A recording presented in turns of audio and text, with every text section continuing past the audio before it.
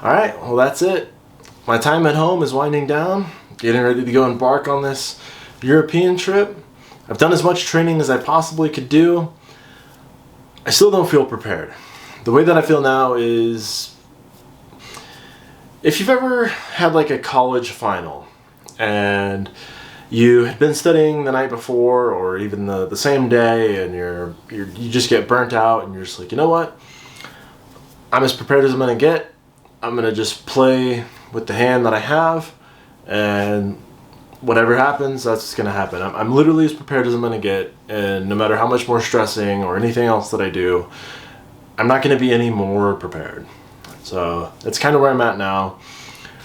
My training rides have consisted of a lot of, obviously road training, trying to do as many climbs as I could possibly fit in. Doing climbs with the bike fully weighted down, which presented a whole lot of challenges in itself.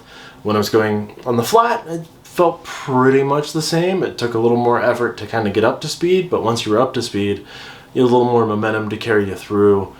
Going up the hills absolutely sucked. Being loaded down and going uphill was a huge... You felt the difference in the weight. I felt the difference in the weight going up.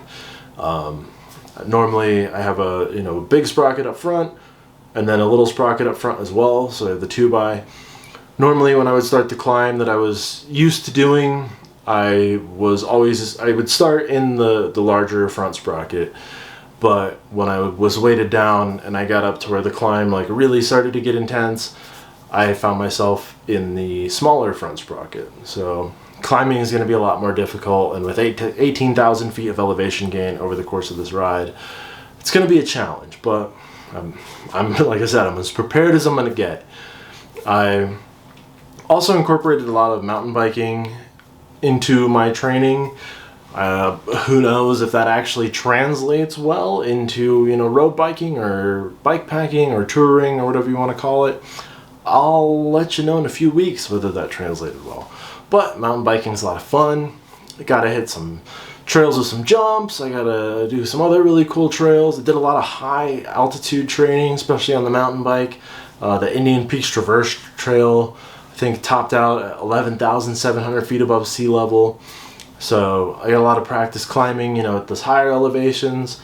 And I think one of my biggest saving graces is the fact that where I live now, my home base, is 5,200 feet above sea level, and I think the absolute peak that I'm going to hit on this trip is just over 2,000 maybe. So yeah, that's a pretty good climb, going from 300 feet above sea level to probably 2,000 feet at some point. But the fact of the matter is I'm still 3,000 feet closer to sea level than I am in just my day-to-day life, and 8,000 feet closer to sea level than a lot of the riding that I've done training for this. So I think that's really going to give me an edge. I feel confident about it. I also trained, in the rain, in very tough situations, hardcore rain, hardcore wind, not just a light drizzle here and there. And I feel good. I've got all my stuff packed out the way I want to pack, and it all fits. I did end up changing the way I was going to pack a little bit. At first I had a very minimalist approach, which would have been great. It would have been great if I was staying in America and I was, going for 4 or 5 days, or even 10 days. I probably could have swung it. But I'm going to be gone for about a month, and having one pair of pants for a month, could have done it. Yeah, sure, I could have done it, but I didn't want to. So I got rid of the minimalist approach. I really tried to make it work, and it really didn't work. So I abandoned that minimalist approach, and I have a bike trailer that I've had for a while, and that fit everything really, really well. But towing the bike trailer is kind of a pain, and then I figured logistically, packing the bike trailer up, I'd have to buy a bag to contain the bike trailer, so when I flew with it, none of my stuff is just falling out, and I didn't want to saran wrap it or something and then have security try to like cut it open and mess with it that way. So it was, again, the bike trailer. If I was staying in America and we were just gonna like drive somewhere and then do, you know, a whatever trip, or if I was just gonna pedal out from my house, which given where I live would not be the best decision. I'd have to go really far before I saw anything. I'd have to do more than the trip I'm fixing to do now before I even got out of like the plains. Or I would have to do the same amount that I did now, but cross giant mountains and just have the first like 200 miles just straight uphill from 5,000 feet to like 13,000 feet above sea level, which none of that seems fun. Side point, the trailer would be really good, but logistically flying with a bike and a trailer just doesn't seem like it would be the best way to go. Luckily I had a buddy who had some Ortlieb rear pannier bags, these guys. Each one of those is about 20 liters. He had them, he let me borrow them, and he also let me borrow a rack for the bicycle. Now, another thing, State Bicycle Company, I've had really good luck with them in the past. That's like what my fixed gear frame is and the wife's city bike is, and they have really good customer service, but they're all road, like gravel bike or, you know, like bike packing bike. The frame didn't have the upper bosses to hook a frame, a luggage rack to.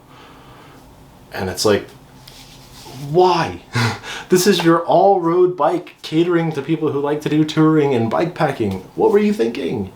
So that was a pain, but luckily I found a seat post clamp that has those mounts.